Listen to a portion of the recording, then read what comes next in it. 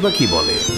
রাসূলুল্লাহ সাল্লাল্লাহু আলাইহি ওয়াসাল্লাম বলেছেন, বিড়াল নাপাক নয়, এটা তোমাদের আশেপাশে ঘন ঘন বিচরণকারী প্রাণী। আবু দাউদ ৭৫, তিরমিজি ৯২। আল্লাহর রাসূলের প্রিয় সাহাবী আব্দুর রহমান রাদিয়াল্লাহু তাআলা আনহু তিনি জামার ভিতরে পোষা বিড়াল নিয়ে ঘোরাফেরা করতেন। একদিন তিনি জামার আস্তিনের নিচে একটি বিড়াল ছানা নিয়ে রাসূলুল্লাহ সাল্লাল্লাহু আলাইহি ওয়াসাল্লামের দরবারে তিনি উপস্থিত হন। সেই সময় বিড়ালটি হঠাৎ করেই সবার সামনে বেরিয়ে পড়ল। এই অবস্থা দেখে রাসূলুল্লাহ সাল্লাল্লাহু আলাইহি ওয়াসাল্লাম তাকে রসিকতা করে ইয়া আবু হুরায়রা, অর্থাৎ হে বিড়ালের পিতা, এই বলে সম্বোধন করলেন। এরপর থেকেই তিনি মূল নামের চেয়ে আবু হুরায়রা নামে বেশি খ্যাতি লাভ করলেন। আর সেই দিন থেকেই তিনি নিজেকে আবু হুরায়রা নামে পরিচয় দিতে তিনি বেশি পছন্দ করতেন।